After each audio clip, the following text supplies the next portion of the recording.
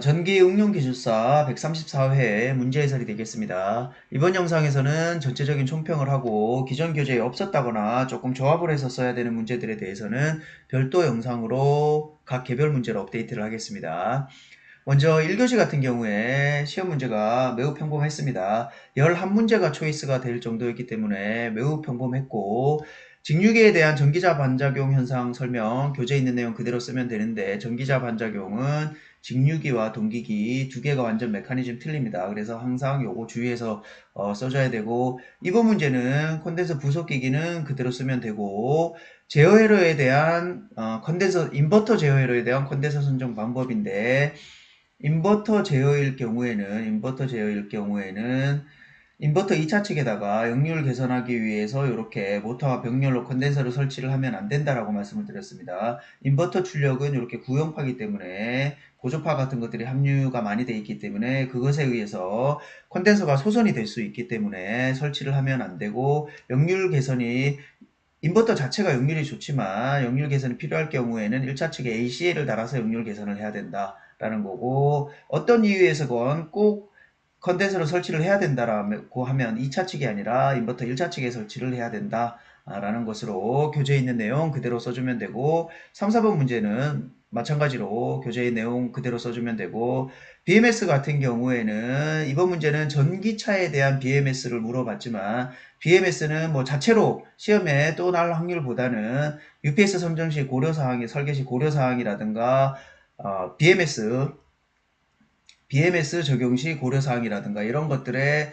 조금 끌어다 쓸 수 있는 부분이 있기 때문에 한 문제로 업데이트를 했고, 전기 자동차에 대한 BMS가 어떻게 보면 시스템이 가장 복잡하고 기능이 많습니다. 요것을 한 문제로 정리해 놓고, 일반 UPS라든가 배스에서는 어떤 게 적용이 된다라는 것만 이해하고 있으면 요 한 문제로 나머지 것들에 대한 BMS도 다 해결을 할 수가 있습니다. 6번 문제는 뭐 그대로 쓰면 되고, 7번 문제는 정 도망갈 수가 없으면 전류형 인버터, 전압형 인버터를 가지고 좀 그 원리를 비교 설명해야 되는데, 이것을 아무리 깊이 알고 있다라고 하더라도 HVDC에서의 전류형, 전압형을 그대로 갖다 쓰는 것은 실제 시험에서는 좀 어렵기 때문에 요것도 한 문제로 좀 업데이트를 했고,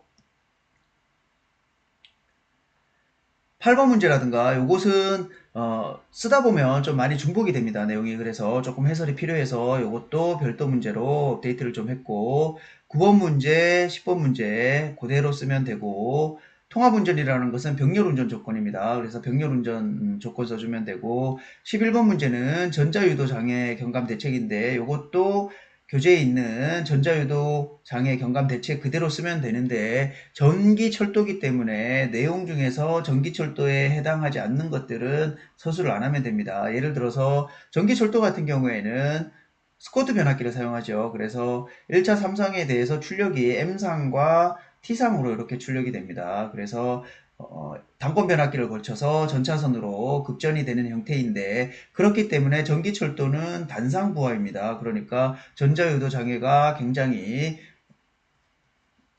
가혹한 조건이 되는 거고, 삼상 전력 계통 같은 경우에는 평상시에 이것이 평형이기 때문에 전자유도 장애가 원칙적으로는 발생을 하지 않고, 전자유도 장애를 고려를 해야 되는 경우는 일선 지락과 같은 사고 시가 되는 것이죠. 그래서 일선 지락 시 전자유도 장애가 어떻게 되는지를 실제 실무에서도 고려를 하고 있고, 그런데 여기서는 전기철도라고 한정을 지었기 때문에 이런 부분들은 좀 맞지 않습니다. 그래서 이런 부분들을 제외하고 쓰는 거고, 구체적으로 어떤 내용들을 제외를 하고 어떤 내용들을 쓰면 되는지 이것도 한 문제로 좀 업데이트를 했고, 12, 13번 뭐 교재 내용 그대로 쓰면 되겠습니다. 2교시 같은 경우에는 축전지 종류별 구조와 특징, 요것은 기존 문제 그대로 쓰면 되고, 자기방정과 설페이션은 요것은 반 페이지나 한 페이지 정도 분량으로 각각 정리를 간단하게 해놓으면 됩니다. 그래서 이것도 교재에 내용을 업데이트를 했고, 3번 문제 같은 경우에는 조금 방전의 종류는 그대로 쓰면 되는데 점화원의 조건과 점화 메커니즘이 서로 좀 내용이 중복이 많이 되기 때문에 이것도 한 문제로 업데이트를 해서 어떻게 조금 잘 쓰면 되는지 그런 부분들을 설명을 했고 4, 5번 마찬가지로 그대로 쓰면 되고 6번 문제가 조금 애매합니다. 절대 탈출 토크라는 용어가 좀 낯선데 어쨌든 절대 탈출 토크를 모르더라도 탈출 토크와 절대 탈출 토크로 하나로 해서 정 안 되면 그렇게 불가피하게 작성을 해야 되고 기본적으로는 탈출 토크와 절대 탈출 토크를 별도로 좀 서술해 주면 되겠죠. 근데 우리가 흔히 사용하는 용어가 아니기 때문에 좀 어려움이 있었고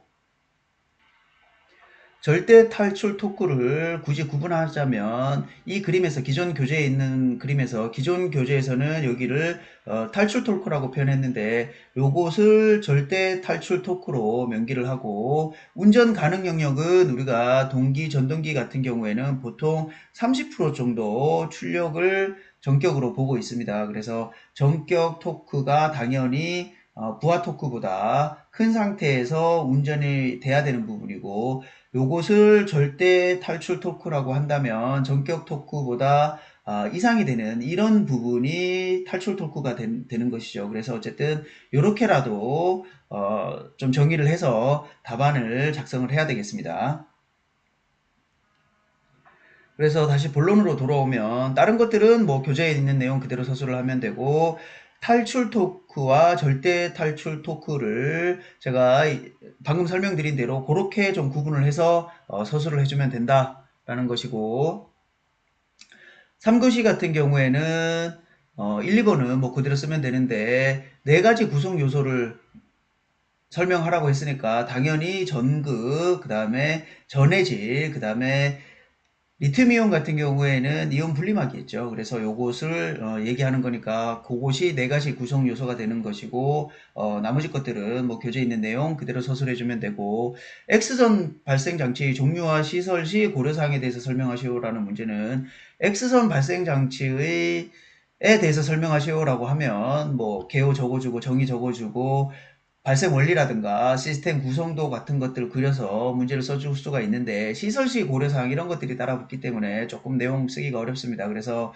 이 문제는 일단은 버리도록 하겠습니다. 일단은 버리도록 하고 4번 문제 같은 경우에는 뭐 항상 많이 했던 문제고 5번 문제가 세 가지를 물어봤는데 엘리베이터의 안전성, 전기적 안전장치, 기계적 안전장치에 대해서 설명하라는 문제고 이것은 기존 거 쓰면 되고 교재 내용 그대로 쓰면 되는데 안전성이라는 것이 좀 애매합니다. 이 안전성을 어떤 의미로 안전성이라고 표현했는지는 모르겠는데 어쨌든 이 부분 엘리베이터의 안전성은 어떤 항목을 위주로 좀 설명을 하면 되는지 이것도 별도 문제로 업데이트를 했고 6번 문제 같은 경우에는 기존에 있는 교재 내용을 쓰면 되는데 내용을 조금 응용해서 써야 됩니다. 조합도 좀 해줘야 되고 그래서 이것도 별도 문제로 좀 해설을 하겠습니다.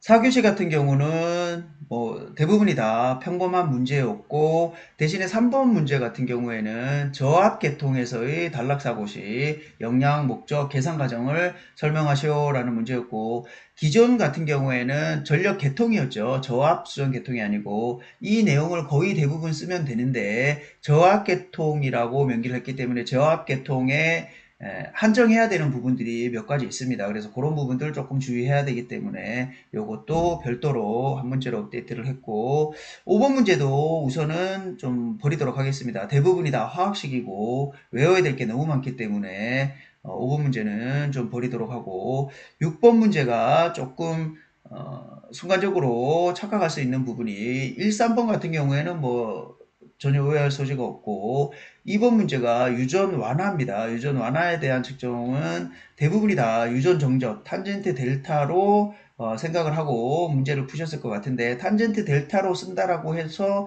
완전히 틀린 답안은 아닙니다. 그런데 조금은 핀트가 빗나가 있을 수 있는 부분이기 때문에 어쨌든 유전 완화에 대한 측정법이 무엇인지 이것은 별도 한 문제로 좀 업데이트를 했습니다. 그래서 1교시부터 4교시까지가 대부분이 다 1교시 10문제, 2, 3, 4교시 4문제를 초이스하는 것에 전혀 문제가 없었는데 그렇다고 해서 시험에 무조건 붙을 수 있다. 이것도 또 아니기 때문에 시험은 항상 어렵든 쉽든 마지막까지 최선을 다하고 또 시험이 끝나면 바로 또 연속해서 공부를 시작하는 것이라고 생각을 하면 되겠습니다. 그래서 다음 영상부터 개별 문제에 대해서 해설을 하겠습니다.